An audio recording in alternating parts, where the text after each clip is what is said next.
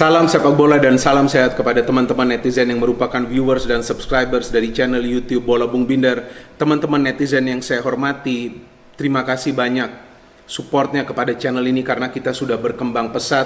Jumlah subscribers kita sudah melewati 114.000 dan saya harapkan bahwa support dari teman-teman netizen ini juga bisa kalian berikan dengan mengcounter analisa-analisa yang saya jelaskan dalam video-video saya di kolom komentar secara bijak. Karena saya ingin bahwa pikiran dari teman-teman netizen ini terbuka dan bisa lebih sering memberikan komentar dan juga counter analisa lebih positif lagi.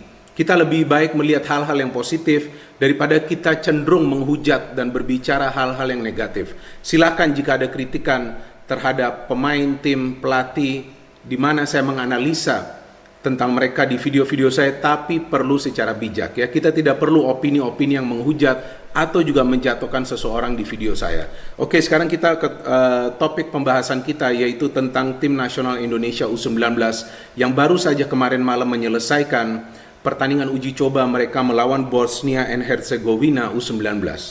Di pertandingan tersebut, Coach Sintayong melakukan perubahan di posisi starter line up. Memang ada begitu banyak perubahan yang perlu dilakukan oleh Coach Sintayong karena di game-game sebelumnya perubahannya tidak terlalu besar. Terutama di posisi penjaga gawang yang sebelumnya Adi yang lebih sering bermain. Kali ini saya berbicara satu persatu ya, lini per lini. Mulai dari Erlangga yang diberikan kepercayaan untuk tampil dari awal. Di lini pertahanan juga kita melihat ada Ahmad Rusadi, ada Komang Tri, ada Yuda Febrian, ada Bayu Fikri dan Yuda Febrian, kedua fullback menggantikan Arhan dan juga Bagas Kava, yang memang kita lihat dari beberapa pertandingan terakhir bahwa kedua fullback tersebut, Bagas dan juga Arhan, adalah salah satu kekuatan dari tim nasional Indonesia U19 dalam urusan bertahan dan juga sesekali melakukan serangan, apalagi Arhan dengan long throw-ins-nya. Tapi no problem, memang perlu ada pergantian juga di line up. Kemudian di tengah, David Maulana memang perlu tetap bermain, ia adalah metronom di lini tengah timnas U19. Kemudian ada juga Andre Oktaviansyah, ini yang kita tunggu-tunggu bagaimana penampilan Andre The Cobra jika tidak salah julukannya. Kemudian Andi Irfan, Sandi Arta. Dan di depan ini nih yang kita tunggu-tunggu, Jack Brown. Ya kan, itu yang teman-teman netizen sering menanyakan apakah itu di social media, akun-akun Instagram lainnya atau juga di timeline video saya. Kapan nih Jack Brown akan bermain? Dan ternyata akhirnya Jack Brown diberikan kesempatan bermain karena memang sebelumnya ia diberitakan tidak fit. And then di depan bersama Jack Brown yang sebelumnya juga pernah bermain, yaitu Faresa. So how did Timnas Indonesia U19 play? Seperti biasa mereka bermain dengan bertahan terlebih dahulu dan coba untuk melakukan counter. Wajar konsep permainan ini diterapkan melawan tim asal Eropa, di mana tim-tim asal Eropa akan lebih mengandalkan speed and power. Itu yang coba dilakukan oleh Bosnia dan Herzegovina U19 di menit-menit awal. Mengandalkan permainan cepat, powerful play, perpindahan bola secara cepat dari pemain ke pemainnya. Tapi teman-teman perlu perhatikan bahwa defending atau cara bertahan dari para pemain timnas U19 ini cukup rapi, terorganisir dengan baik. Buktinya para pemain Bosnia Herzegovina U19 ini lebih banyak mencoba mencetak gol dari luar kotak penalti. Jadi yang kita kalah ini bukan dari segi postur tubuh. Ya, saya tidak pernah mengatakan bahwa Timnas Indonesia U19 ini akan kalah melawan tim-tim asal Eropa karena postur tubuh. Tapi tidak juga. Tim-tim nasional lainnya di Eropa juga tidak semua pemainnya postur tubuhnya tinggi-tinggi.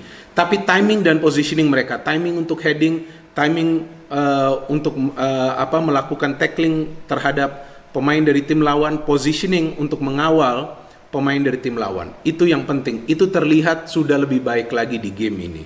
Dan ada peluang justru lebih awal yang diciptakan kan oleh Timnas Indonesia U19, yaitu kita lihat Andre ya, tendangan setengah volley umpan dari Irfan.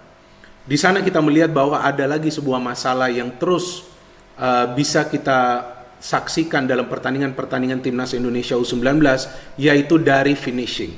Artinya memang pada saat Timnas Indonesia U19 ini secara bertahannya sudah rapi, sayangnya dari segi finishing ini belum mampu mereka eksekusi peluang-peluang yang sedikit mereka peroleh untuk conversion rate-nya lebih baik lagi agar bisa tercipta gol.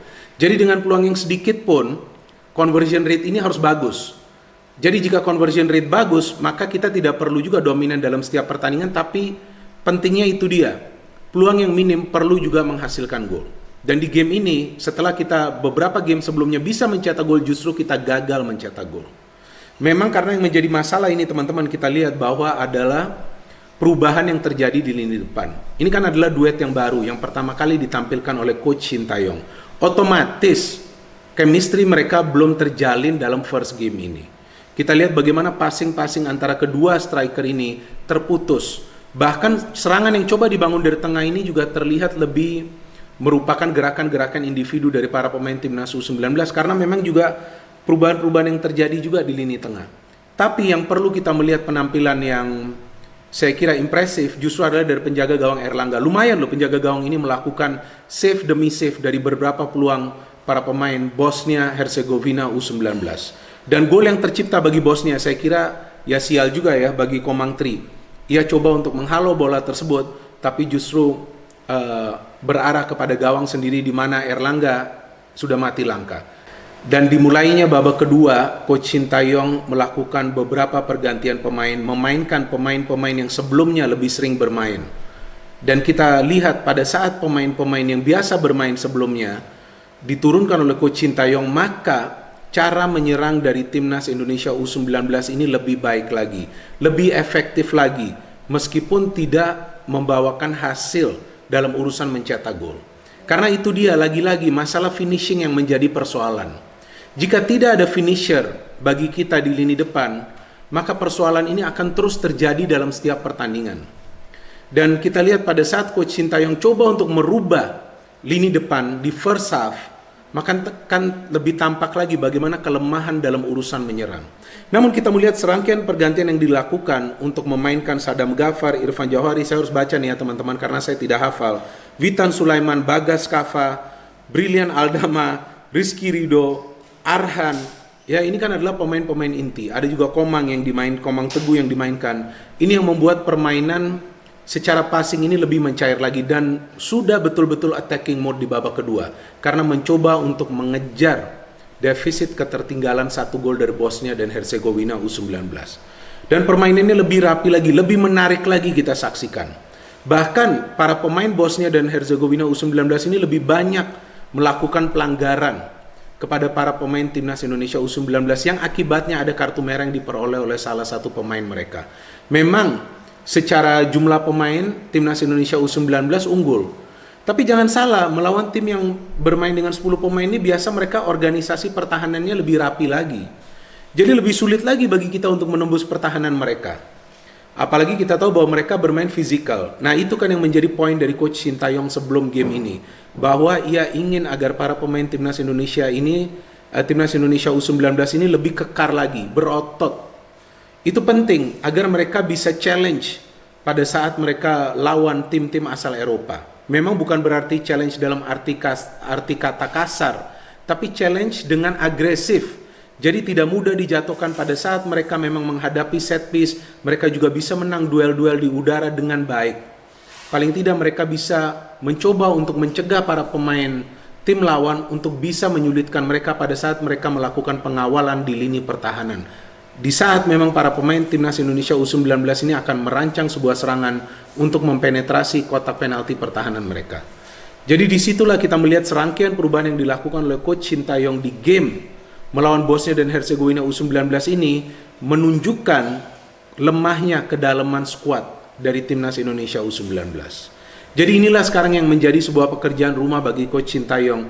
Bagaimana nih pemerataan yang perlu dilakukan di antara para pemain yang sebelumnya ia berikan chance untuk main dan sekarang yang baru saja ia berikan chance untuk main.